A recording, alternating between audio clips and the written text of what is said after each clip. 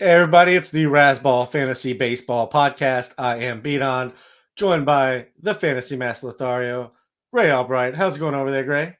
Yo, what's up? It's Sunday. You're catching me on a Sunday. It's my I was just doing my Sunday pickling of cucumbers. You caught me. I have actually I bought this thing. You'll appreciate this because you're Korean. I hope that wasn't a spoiler. I think people know. So I bought this thing from a Korean market that is meant for kimchi. And it's basically you put what you want to pickle inside, and then and you can tamp it down all the way so no air gets in, and it seals it tight, and then you could just hold it in there for as long as you need it. And so far, I've pickled for like the last like maybe 6 months. And so far I've had zero success. But this is the week. This week is going to happen. I'm feeling really good about it. Last week it was like, oh man, why are these all moldy? It's not right yet. It hasn't happened yet, but it will. I feel really confident about Holding the hope out, Gray. I like it. I should talk to I should go back to that market and talk to an old Korean lady. Just like be like, give me your secret because I don't have it. I don't have it. Whatever you have, put it in me. I need your secrets. Sweet. I think it is a requirement of Korean moms to be able to make their own kimchi and pickle just about anything. So that'd be a good place to start, Gray. They definitely have the knowledge level up on you. I mean, I was just like last week I really thought I had it, and then I took the pickles out and they were so squishy, they just like fell apart in my hand. I was like, oh, that's the wrong consistency. Yeah. That's not right. Oh man. So anyway, also I have another update in the life of Gray Albright. Our next door neighbors, it's August. It was August as of yesterday, and they put up their Halloween decorations. I was like, guys, come on. I mean, I don't want to be a grump. I don't want to be the street grump, right? But it's August, and you put up the Halloween decorations. I don't know, man. It feels a little early to be covering your house in cobwebs. Anyway, there's some life updates for you. I think I've been seeing Halloween candy in the store for like a month already. So, I mean, based on the grocery store habits, they're already like a month behind, really, Gray. So, I was actually, so we had our housekeeper came on Friday, and I was like, Letitia, can I add in a couple extra bucks and you go over to our neighbor and tell them to take down their decorations? She was like, no, I don't do. I don't do. She said I don't do. I was like, oh, okay. All right. Well, thanks a lot, Letitia. Yeah, at least you tried, Gray. You gave it your best. I am on the Letitia's actually hilarious. Speaking of Letitia, she's so funny. She is like the worst cleaner, right? but she's really good with compliments. So we'll be like, Letitia, you didn't clean the bathroom. She'll be like, Gray, you look so handsome today. Like, no, Letitia, come on. I appreciate the compliments, but you didn't clean the bathroom at all. Oh, is that a new shirt? Like, oh man. Okay. Anyway.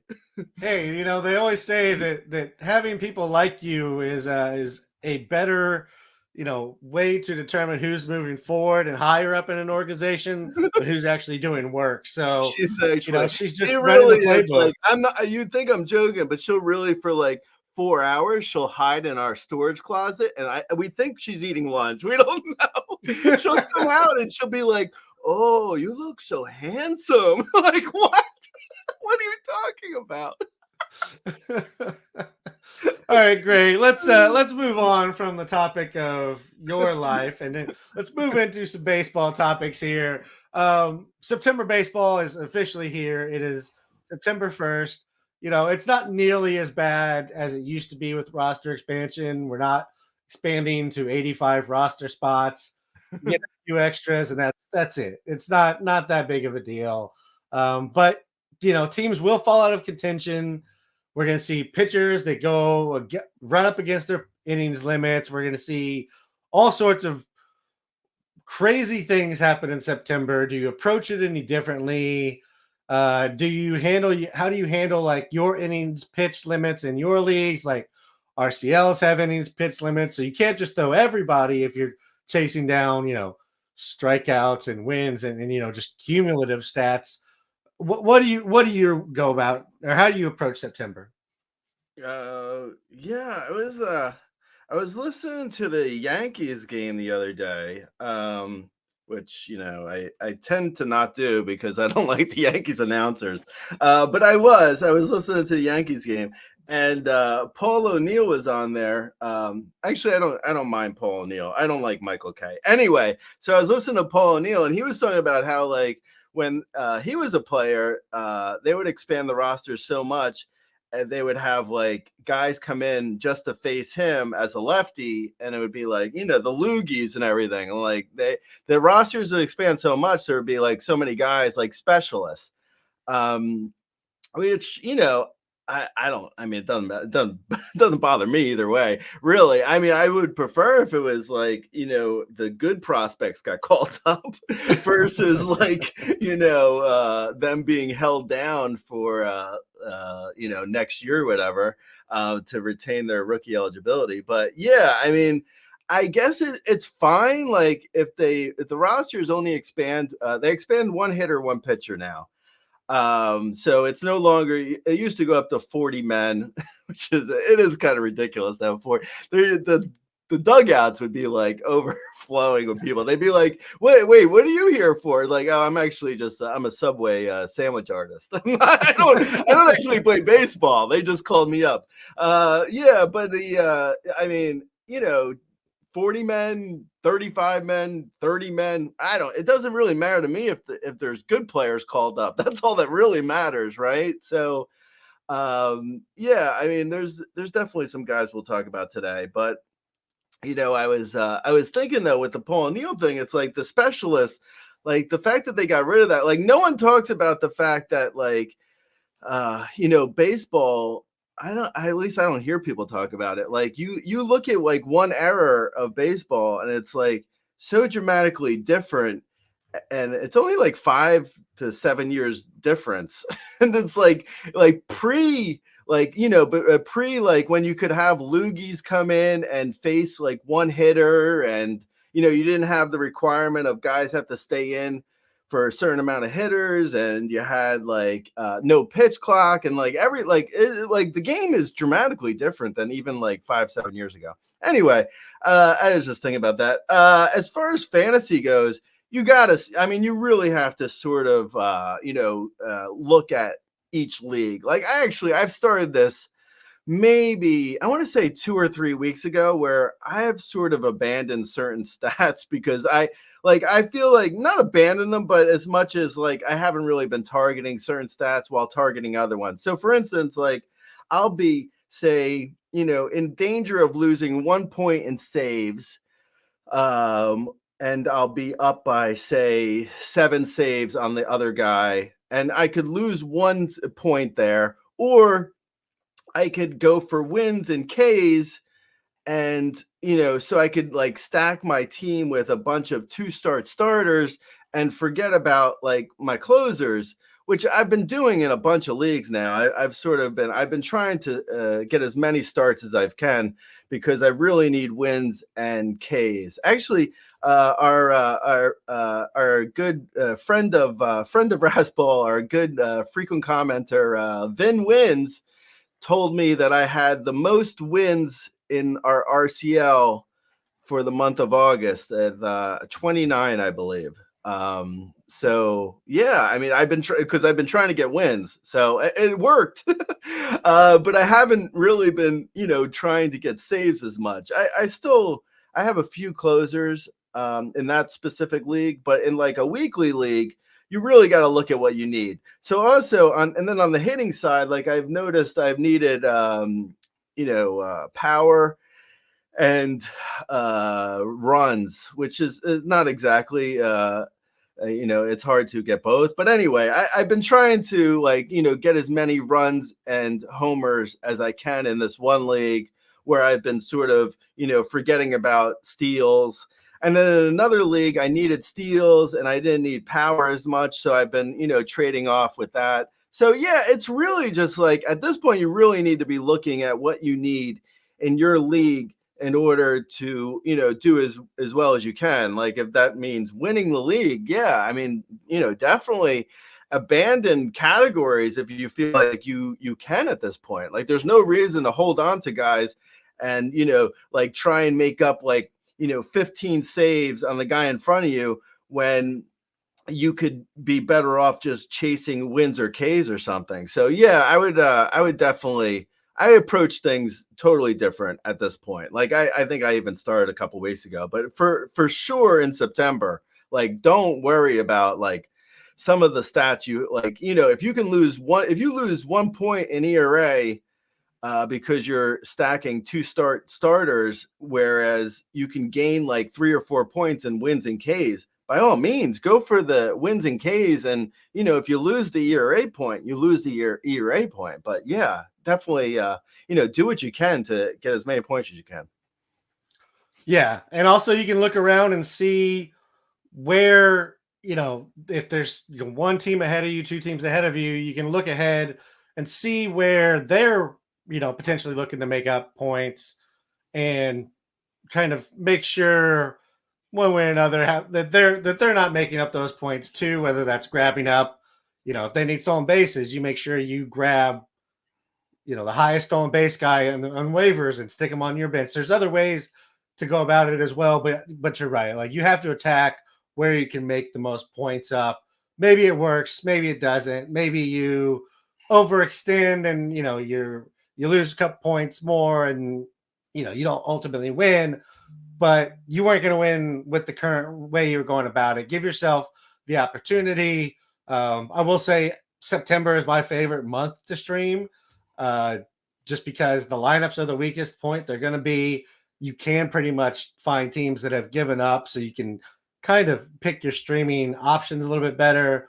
And we've seen a lot of these pitchers for so long now that you have the better idea of what's going on. So ERA whip are a concern, but it's a little bit less of a concern for me at the end of the season as we're chasing.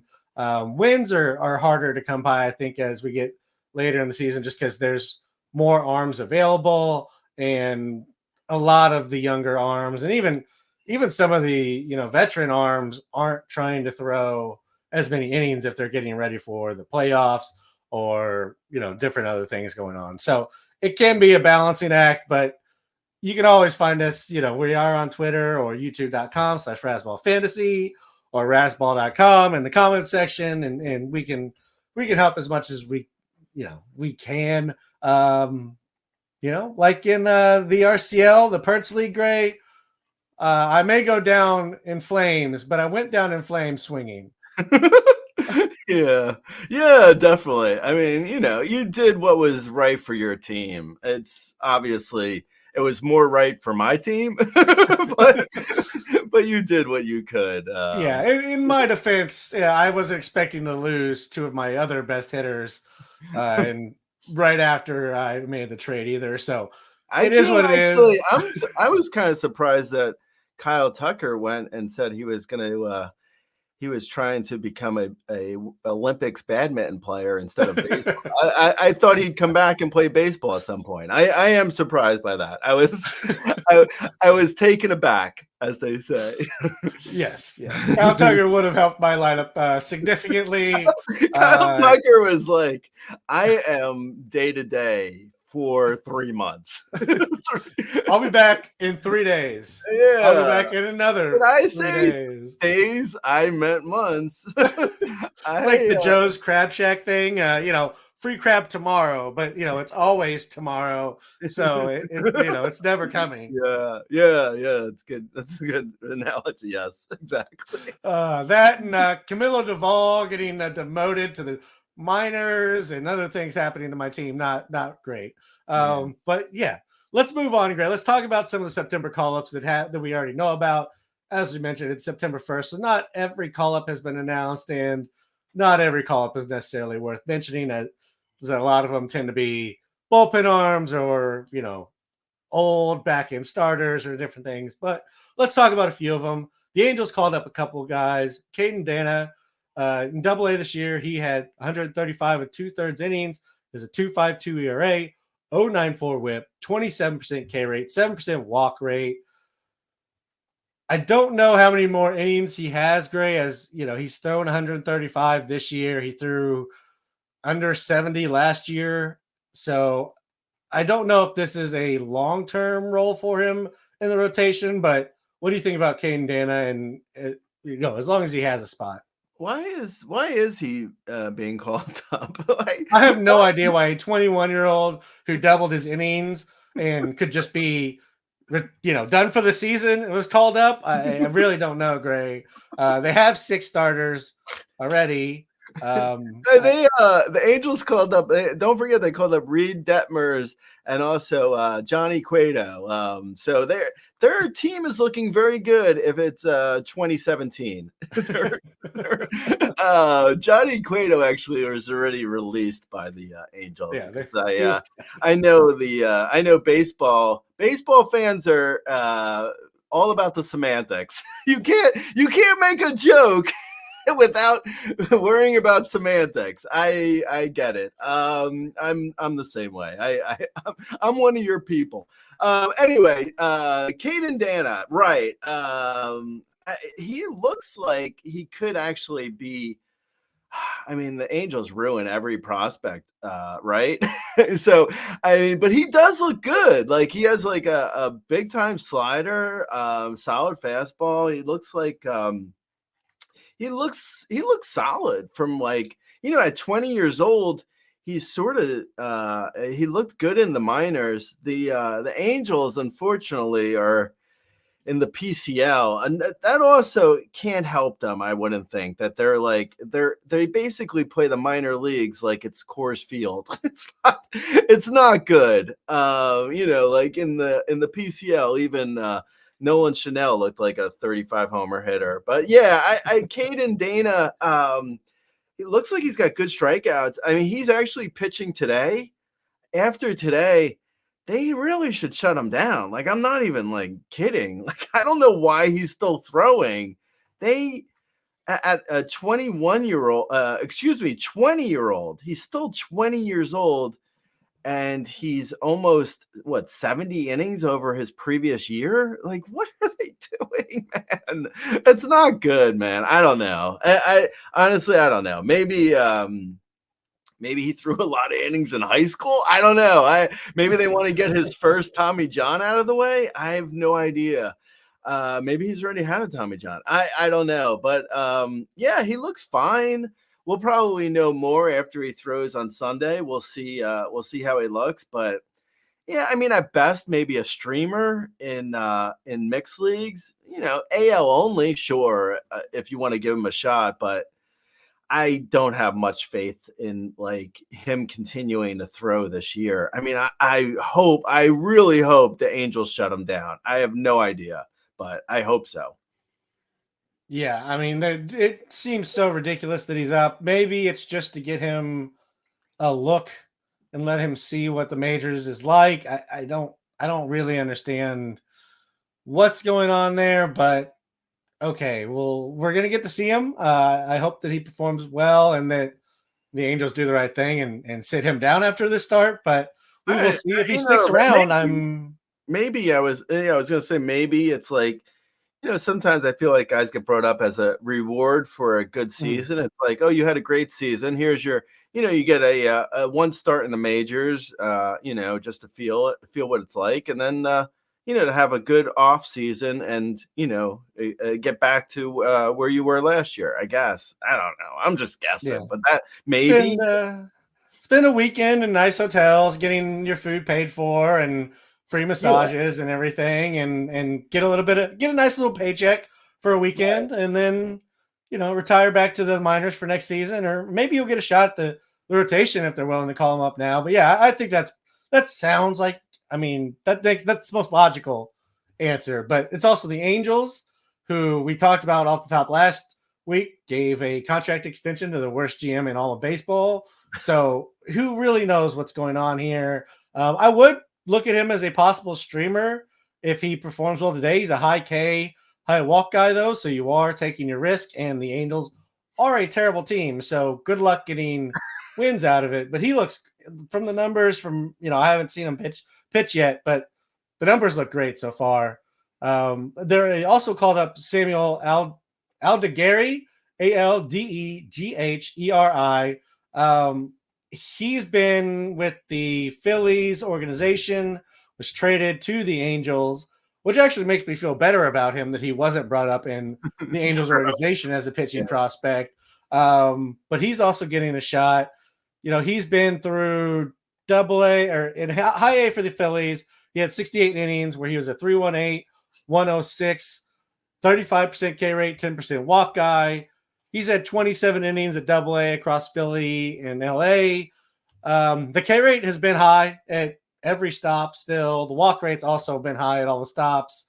He's at 100 pitches. He was at previous high was 83, which was last year. So he still might have a few innings to give you. What do you think about Aldegheri? He's also the first guy who was born and raised in Italy. I think the first major league pitcher who was born and raised in Italy. I am as a pizza bagel, a half Italian. I am required to tell you that. Samuel Aldegheri, Sammy Aldegheri. He looks like a streamer in mixed leagues potentially. He has a good high, like you mentioned, a nice K rate in the minors. He didn't look great. I believe it was Friday. It was okay. But that's rookie pitcher. I wouldn't, I don't think much of like one start or even like 1 year. So it's good that these guys are coming up, and I'm fine with them coming up and pitching if they have innings to throw. Like, my problem with Dana was he looks like he should be shut down because he just has too many innings on his arm this year. Where Aldegheri, like you mentioned, he has some innings to pitch, so he could be fine. I'd be interested in watching him, but I'm not, outside of a stream, I'm not really interested in mixed leagues. For AL only, you do what you got to do, of course. But yeah, he looks like he's got a big time slider, and supposedly he's got good command, even though, he didn't really show that in the minor leagues. But, according to his prospect grades, he was supposed to be a high command guy. So, maybe he's taken a little while to find the right mechanics. I don't know. But yeah, and I do like Samuel Spumoni, Aldegheri, excuse me. Yeah, the K rate's always been nice. It wasn't a great start, but his defense didn't do any favors. He should have been out of the first inning clean. There was an error, and then a bunch of runs scored. He had to throw to a bunch of guys he shouldn't have, and that kind of put him on a bad start line. And he actually pitched pretty well after all that. So I do think you can look at him as a potential streamer. It's probably on the dangerous side just because we haven't seen a lot of them, and it's not the best time. But I do think he can be a streamer. Give him one more start, make sure it looks all right, and then I'd be ready to stream him, assuming that looks okay. Yeah. Let's move over to Cleveland, where the Guardians have called up Kyle Manzardo, or recalled him. AAA. He has 20 home runs, 3 stolen bases. He is hitting 267, 398, 548, 18% K rate, just under a 17% walk rate. He's had 30 games in the majors this season where he has 0 home runs, 0 stolen bases, hitting 207, 241, 329, 26.5% K rate, 3.5% walk rate. What do you think about Manzardo? Is this a 15-team quarter infield stash? Is this AL only? Is there enough potential here to get you interested in anything shallower? Well, I think it depends on, like, Josh Naylor. He banged up his ankle the other day, but he looks like he played the next day. So I guess he's healthy. So he's fine. And I love Honksky.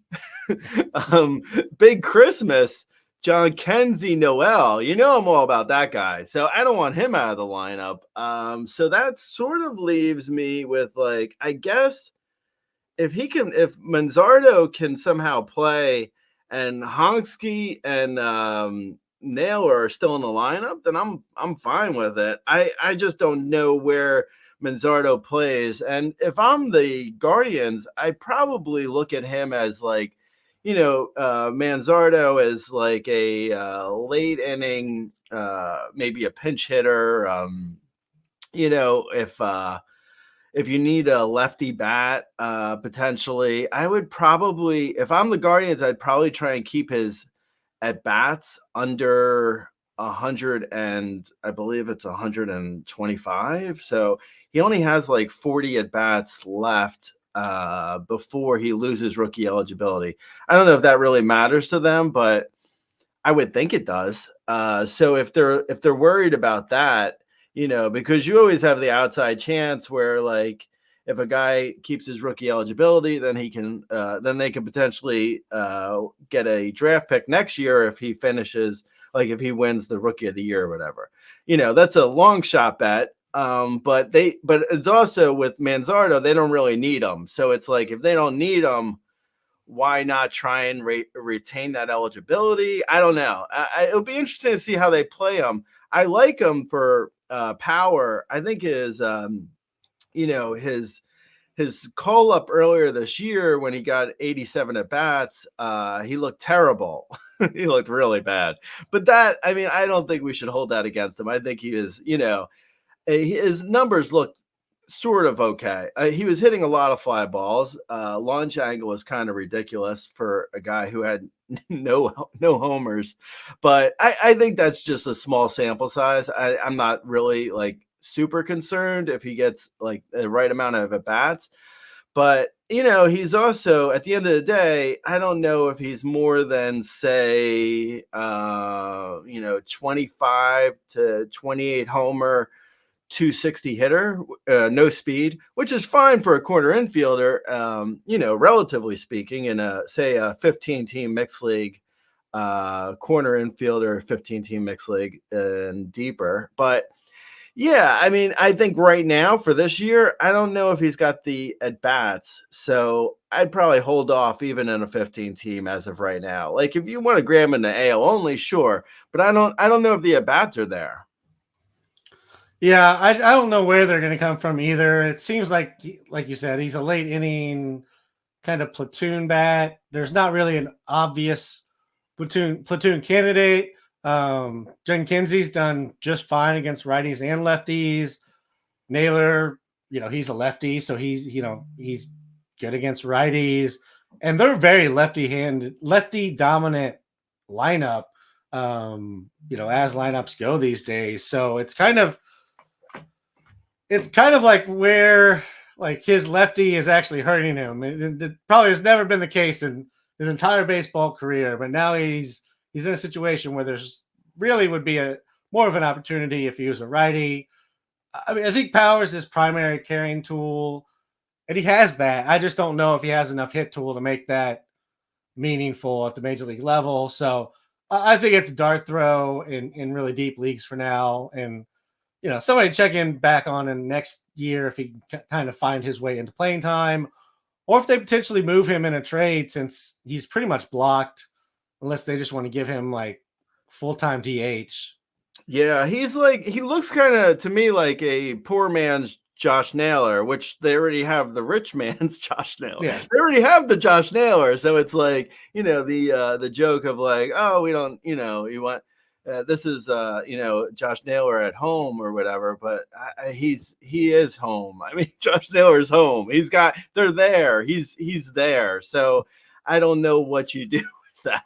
That feels, Manzardo could be anything. He could even be Josh Naylor. Yeah, it feels kind of redundant, to be honest. But yeah, I don't know. And I don't know where the at-bats are there. So yeah, I don't know. All right, let's move over to Baltimore, where they have recalled Coby Mayo.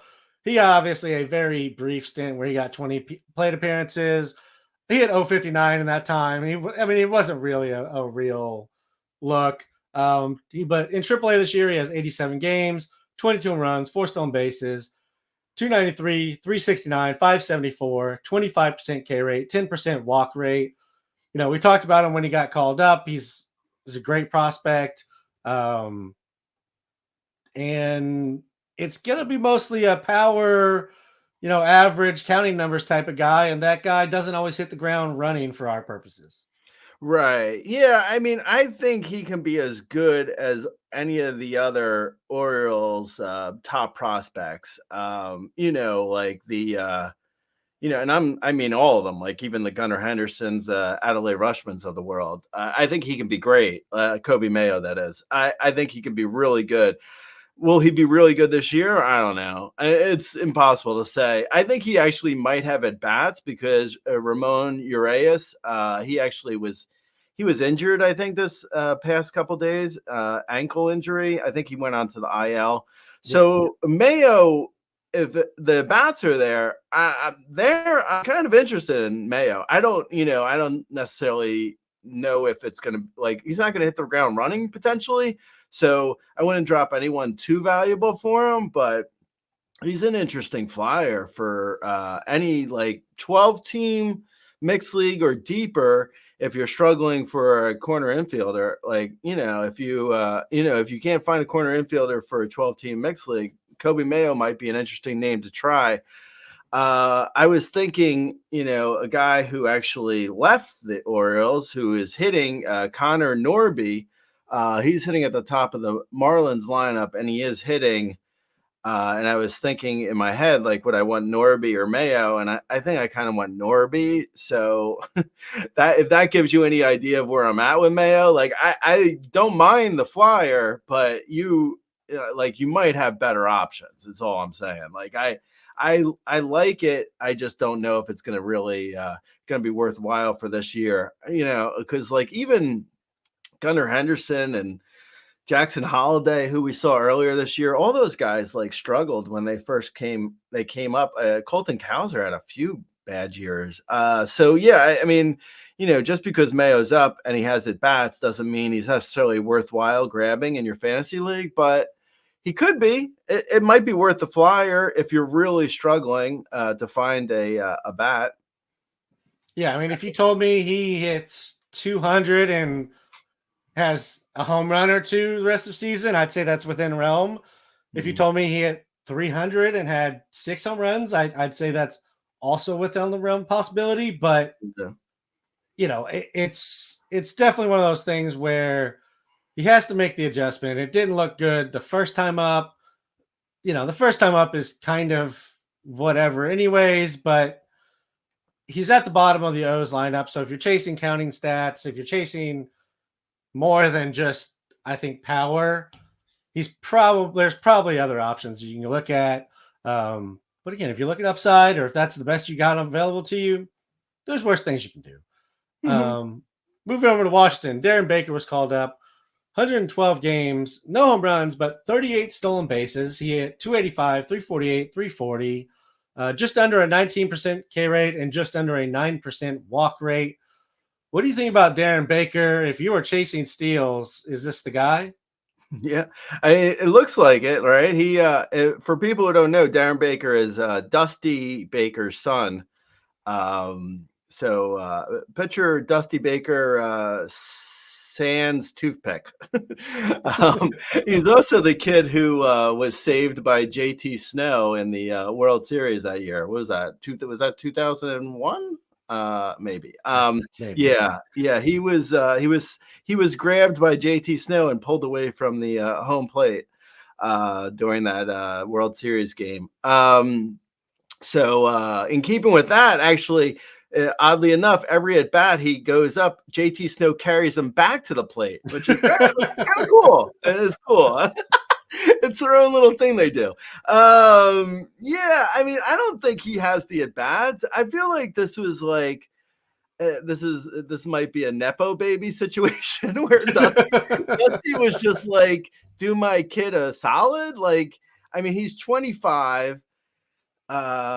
He's, he looks like speed, speed is kind in the minors, at least speed is like, if you want to run, you can run, right? So he's showing that he can do something, I think is what's going on. So, he's stolen a bunch of bases in the minors.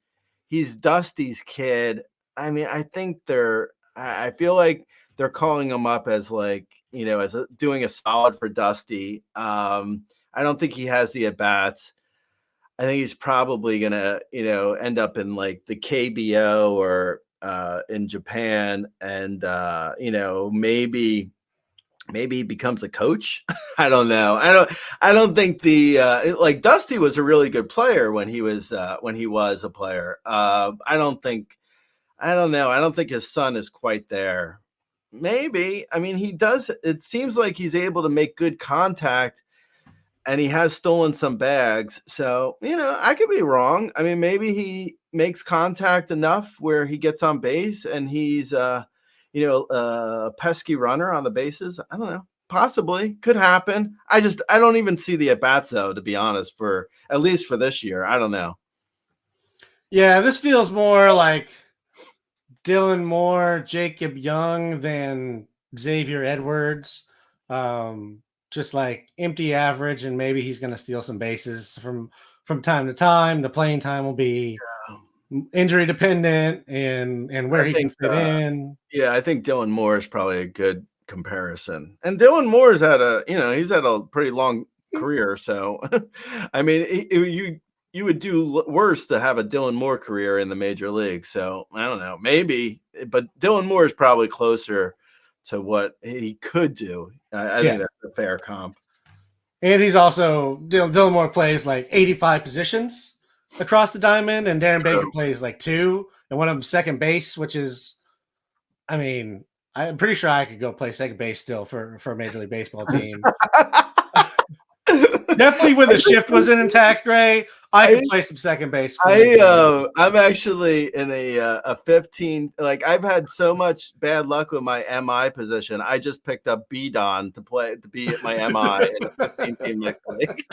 Hey, I'm not giving you negative numbers, I can't believe what I'm doing, but I just picked up B-Don.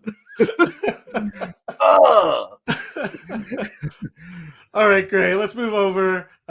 Griffin Conine has been called up for the Marlins. Not exactly a young prospect. I think he's 27. 112 games, though, in the minors. 19 home runs. No stolen bases. 268, 350, 475, 29.5% K rate, 10.8% walk rate.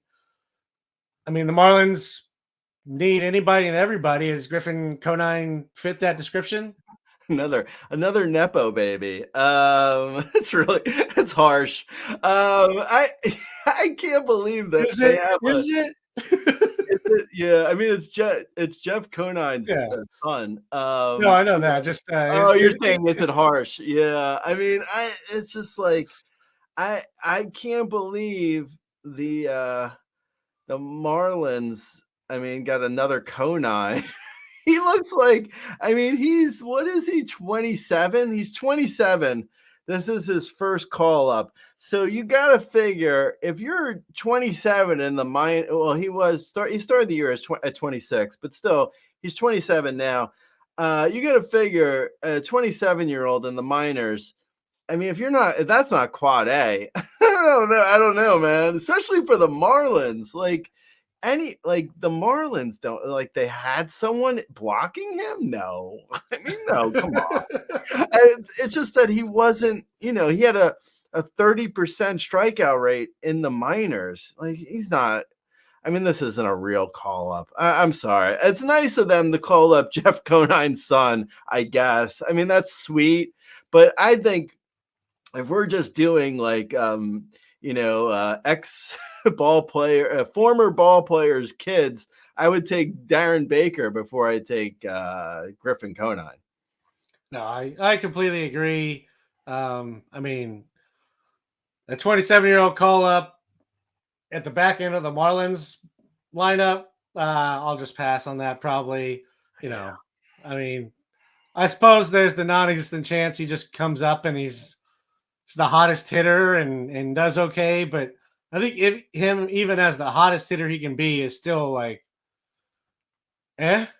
Yeah, like four or five home runs. Yeah, max. like 5 homers hitting 230 maybe. I mean, in a small sample size, I guess anyone could hit 300, but yeah, like 4 or 5 homers in a month. It's like have some self-dignity to pick up someone else. Yeah, don't be the Marlins or the Nationals. Have some dignity. Unless Jeff Conine's listening, then by all means, man. I mean, that's cool. Hey, if Jeff Conine's listening, come on the podcast. We'll have you. We won't even open with a question about Madonna. I promise. Let's move over to the New York Yankees, who we all expected to call up Jasson Dominguez. They didn't, Gray. They called up Duke Ellis, who has been through 4 systems this year. The White Sox wasn't good enough. The White Sox, the Mets wasn't good enough for them. Seattle, and now he's on to the Yankees. He does have 51 stolen bases in 71 games for the White Sox and the Mariners. 5 home runs across those two teams. They called up basically DJ LeMahieu's pinch runner. they called up a ghost runner for extra innings. It's like Duke extra innings ghost runner Ellis. It's like ridiculous, man. I mean, it's ridiculous that they didn't call up Dominguez. I think that people are like, oh well, like I said earlier in regards to whatchamacallit, Manzardo, like if you have rookie eligibility next year and you win the rookie of the year, Dominguez will be he'll be probably a odds-on favorite, if not like in the top 3 of the favorites. Anyway, like if you win the rookie of the year, then you get a draft pick after the first round. So for the Yankees, that means if somehow Dominguez wins the rookie of the year, and nothing is guaranteed. I mean, like, look at like what we thought of Wyatt Langford coming into this year. Like, there's no guarantees here. But if he does win the rookie of the year, that means the Yankees will get an extra draft pick after the first round. So an extra draft pick of a player who they'll never call up again. This is like some sort of like, this is like the circle of madness right here. It's just like, we want to hold down Dominguez to potentially win a draft pick of a guy we'll never call up. Like, okay, yeah, I guess. I don't know. It doesn't make a lot of sense, but sure. Yeah, I don't know.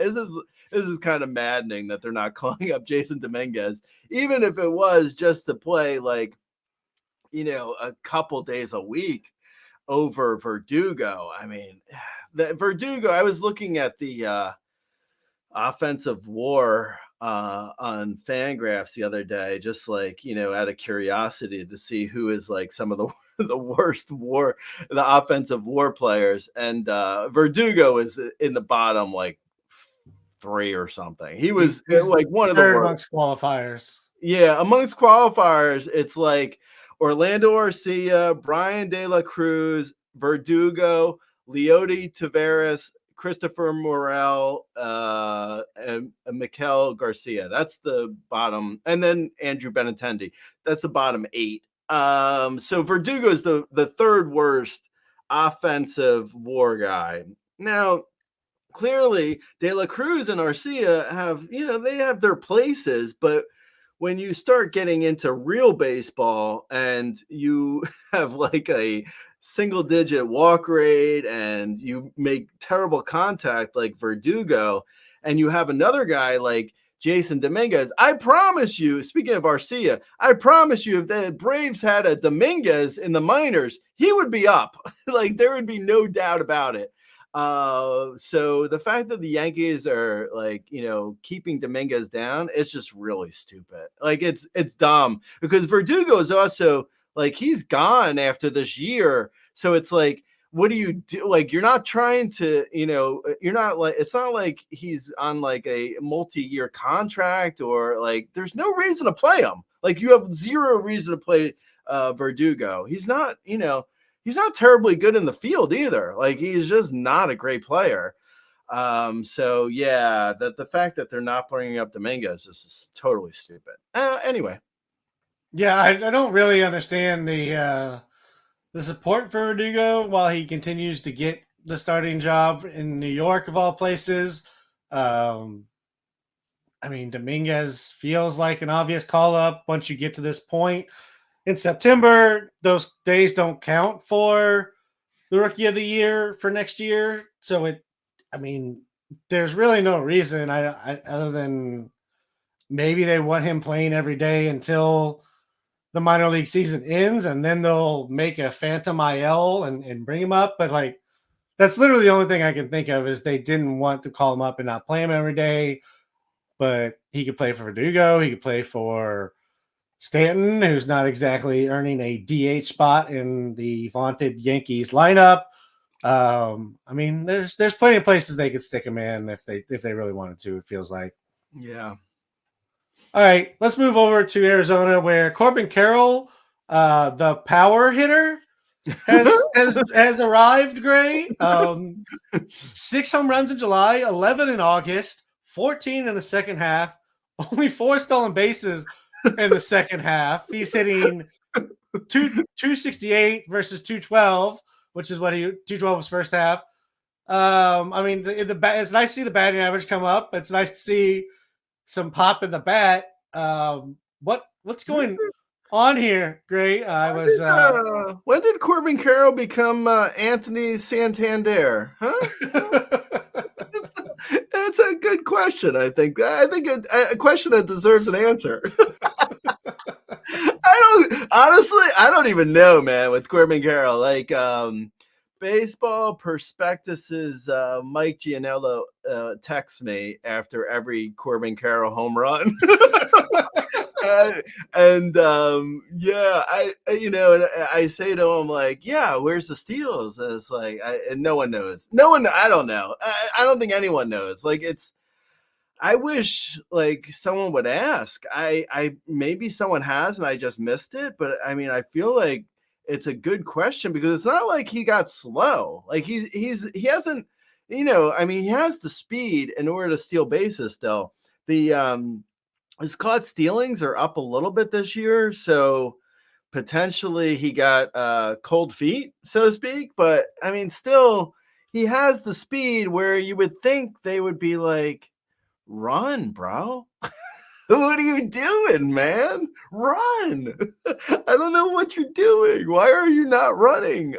Other than the fact that he just doesn't get on first base and he only hits home runs now, maybe that might have something to do with it. I don't know. He's having a really bizarre season. I don't know how to explain it. And, going into like next year, like, you're not going to project, like, would you project him for a 2020 season? I don't think so. I feel like there's no idea. Like, what would you project him for? I don't know. I really don't. I do feel like 20 home runs is kind of the number now, I guess. He's going to get there this year. He had 25 last year.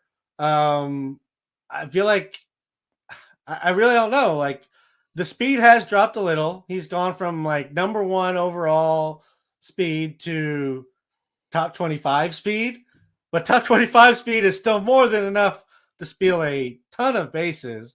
Right. There are slower people stealing more bases than that. Yeah. Like Michael Garcia, he brought up, way slower than Corbin Carroll, stealing a lot more. So it's not like an ability thing. I mean, I wonder if it's just Arizona's offense has been just so damn good for like 4 months now that they're just like, why would we run? And like, we don't need to manufacture runs like we thought we did last year. We're literally lapping other teams and runs scored now, which isn't a joke, Gray. In the second half, they have 247 runs. The White Sox have 107. They've literally lapped the White Sox in runs. This is ridiculous. But that's literally all I can think of is like the Diamondbacks themselves aren't running as much. Yeah. I mean, maybe. Yeah, I mean, it's possible that they're just the team philosophy or what have you is just like, no, don't waste don't waste it. Don't waste an out on the base pass. We're able to drive you in with our lineup. Maybe it's possible. It's like one of the few things.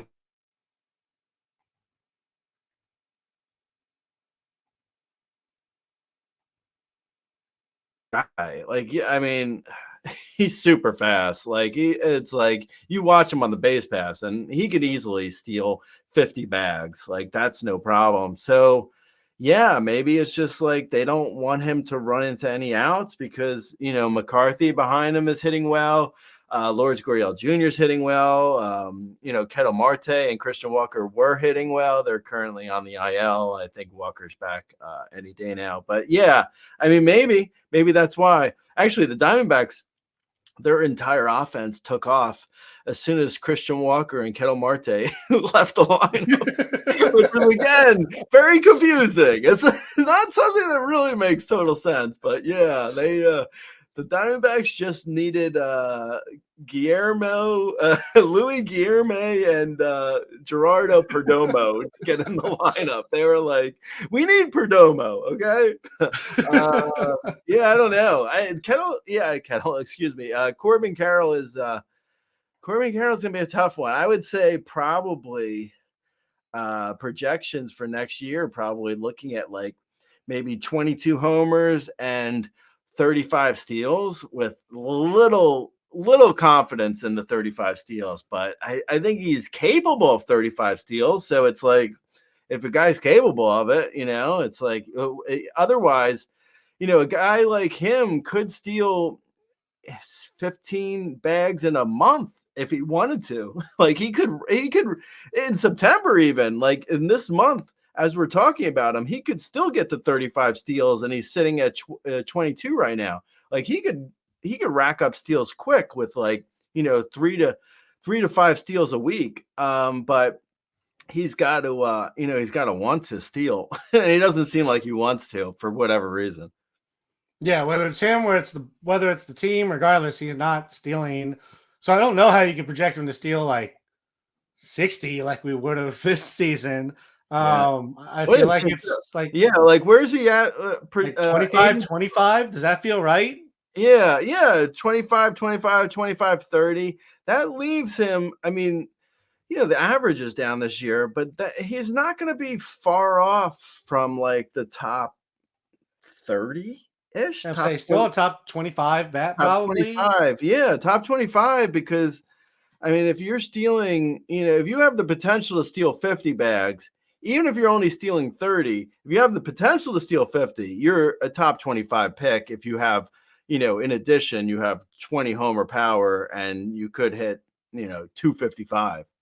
Yeah, kind of Kyle Tucker light, like not 30-30 necessarily, but and maybe not a consistent 290 average, but 270 with 25-25 with a lot. I mean, we still know he has upside for runs. I mean, if their lineup just isn't what it is this year, next year, which is seemingly possible given that like it's being propped up by Jock Peterson, Josh Bell, Eugenio Suarez, Geraldo Perdomo. Like, I mean, Corbin Carroll feels like an offense that could drop back to earth. So yeah, I can see Corbin Carroll then running a lot more. Right. Yeah, it would be good for his steals, right? And also, like even in this year where he's been like he had a pretty terrible first half, he's still probably going to top 115 runs this year. 115 runs, a lot of runs. It's a lot. Yeah, I mean, So and everything went wrong, and they left him at the top. So I think that speaks to like his safety as well at the position, and even with his horrendous first half, like he's 39th on the player rater. That's even with that's not just hitters, that's overall. That's yeah. You can find a lot worse busts in the top like 12 overall in the draft picks. Like he wasn't maybe what you were hoping for, but he was far from a bust at this point. Like if you're top 40, I mean, that's, yes, it's not top 10 like you would have hoped, but still top 40 is not a complete bust. Yeah, you didn't take Julio Rodriguez or Spencer Strider or Ronald Acuna Jr. So, you could be doing worse. Also, I think I figured out Josh Bell, Gray. You let him play 100 games on a team. If he plays those 100 games terrible, you trade for him. If he plays those 100 games well, you ignore everything and do not even attempt to offer a damn thing for him because he is going to flop so hard on your team. Whatever he's doing, he's going to do the opposite when he moves teams. It's just this seems like scientific fact. I mean, so Josh Bell. I mean, you don't have to be a conspiracy theorist to look at Josh Bell and be like, he's really good for like 2 weeks in July because he wants to get off of whatever terrible team he's on. he's like Schwarber's June, but like 2 weeks in July when trade deadlines are about to happen. It's like, what? I'm out of here, man. I have my bags packed. Let's go. Can't wait for him to hit for a better average for Arizona than he had on base in Miami. It's gonna be pretty special. Let's move over to the bullpens, Gray. David Bednar, another top closer, out as the closer in Pittsburgh. Rose Chapman has been put in so far. Is there anybody else that you would potentially look at in Pittsburgh? Long time coming to get Bednar out of there. He was really bad. That was one of my worst picks. I did not see terrible coming from David Bednar, but he had an awful year. It wasn't good. I would say Aroldis Chapman got the first save, the first post Bednar save on Saturday. So he would be the only guy I would pick up there outside of like NL only, and NL only. Maybe Dennis Santana. He's been kind of good, but Aroldis Chapman's the guy. Yeah, I think so. Let's move over to my Cubs. They had a great week runs wise. Didn't need a closer really, but Porter Hodge, Jorge Lopez seem to be splitting there. Do you expect that to continue, or do you think one of these guys can take over? I think Porter Hodge looks like the real deal as far as like he looks like he could be a top line closer like next year, like how we saw like, Devin Williams emerge out of like Josh Hader's shadow in Milwaukee a couple of years ago. Like Porter Hodge looks really good. I don't know if the command will remain because he's had some command issues in the past, like in the minors, even like his command was pretty wonky, but if he can, so far in the majors, his command has been okay. So if he can like maintain anywhere close to how well he's doing, he could be like a sleeper closer for next year. I'm in on Porter Hodge. I'm not as interested like Jorge Lopez, that whole thing. I don't know. I mean, if you're really desperate for saves, I guess, but Jorge Lopez isn't a closer. Like he is the stereotypical middleman, not a closer. He's not. But Porter Hodge looks like a closer. So I'm kind of interested in him just in general, but I would grab him if he's out there and you need saves. Yeah, I like Porter Hodge. I actually think Jorge Lopez has been fine too if you just want to grab him if you're chasing saves. But yeah, I mean, I think Porter's the one I would go after first in that situation. Over to Detroit, maybe not a ton of saves here, but Tyler Holton looks like he might have taken over, or they're splitting there with Jason Foley. What do you think about Detroit's bullpen? Yeah, I think if you're desperate, you go for Tyler Holton and just hope he gets saves, because he's been really good for he's been really solid for command. So, at worst case scenario, I don't think he's going to really kill you. So that's good. So, if you're worried about a guy blowing up, I think Tyler Holton is about as safe as they come in that particular bullpen, not in general, just in that bullpen, where Jason Foley might get a save or two more than Holton, but he also feels like he could blow up at any time. So I wouldn't risk it with Foley unless I was super desperate. Tyler Holton seems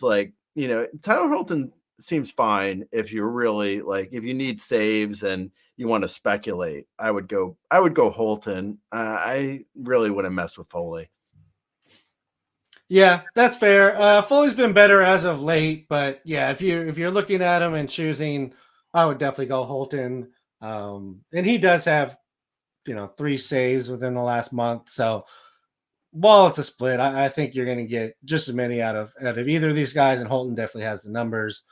Looking over to Dodgerland, Evan Phillips seems like he's clawing his way back into at least a split here. Gray, what do you think? I know it's not really Kopech's fault. He hasn't done anything wrong. Yeah, no, Kopech has looked great.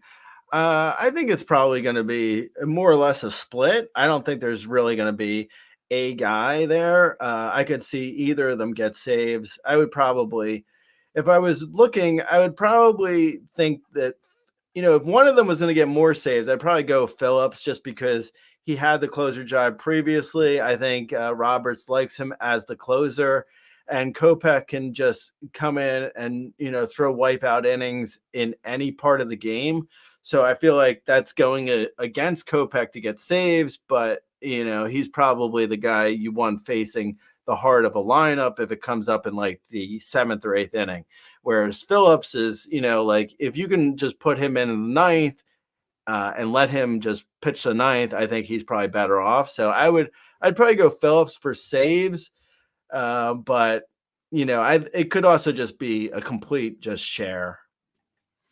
Yeah, I agree with what you said. I think Phillips is the guy, if he can keep it together for the rest of the season and be Evan Phillips that he was last year, they would love for him to be the closer, and then they'll use Kopech as whatever they need him for, whether that is closer, whether that's 7th inning, 8th inning. They can let him go a couple if they need to. But he really feels like the fireman in that bullpen, whereas Phillips feels like the guy they would rather be the closer, let him come out, let him pitch 1 inning. That's it. And that's the way that it looks like they want to set up the bullpen. Really, everybody in the Dodger bullpen's been good, though. So they could go in any number of directions. Why don't you give the people some waiver wire bats, Gray? Okay. So JJ Bleday was he had a great week. Hit a couple homers, hit almost 500 for the week. Pete Crow Armstrong, he was my lead buy this week. He's got great speed. He's actually starting to look interesting for next year for a sleeper. But he had a great week. He's a definite pickup. Say Garrett Mitchell also had a really nice week for the Brewers. He may not play every day, so you got to make sure the matchups work in his favor. Derek Hill and Connor Norby had great weeks, but they were in Coors, so I don't know how far that's going to really take them. Seth Brown also had a great week. The A's really, the A's had a bunch of good games. It might, they had good matchups. So, that may not last, but they really look good. The A's look so good. I don't know why that is. It's bizarre, but the A's hitters, Lawrence Butler, Brent Rooker, Seth Brown had a good week. So many. Anyway, moving on. Paul DeJong has been hitting for 2 months now for power. He had a good week. He hit 3 homers this past week, hit 240, which, not great for average, but he never hits good for average. Jacob Young had a bunch of, I think he had a few steals maybe, and then he also hit a homer. I think he hit over 400 for the past week. So he was good. Orlando Arcia hit I think he had 2 homers on Saturday, I believe. And then he hit, 300 for the week. So he had a good week. Mickey Moniak hit a couple homers on Saturday, hit over 450 for the week. And Dylan Cruz had a great week. And of course, Big Christmas, John Kenzie Noel, Honksky had an incredible week, multiple homers, hit 240 for the week. But the power's there, though. So, and Spencer Torkelson also had a solid week, recent recall from for the Tigers. Nice. Yeah, a lot of good names there. Looking at the pitching side for some streaming options, David Peterson versus Boston, Albert Suarez versus the White Sox. They should probably just both be owned in leagues. Aaron Savali versus the Cardinals, Keider Montero at San Diego, Patrick Corbin at Miami, Mackenzie Gore at Miami, Andrew Heaney at the Angels, Jose Quintana versus the Reds, and Ryan Nelson at San Francisco. As always, if you have specific questions, find us on Twitter. I am at RazBeaton. Gray is at Razzball. YouTube.com/Razzball Fantasy. Like, subscribe, rate, review, comment wherever you watch us or listen to us. Good luck as we start September. You got a few weeks to make those last moves. Let's go get some titles, everybody. See you, Gray. All right, late.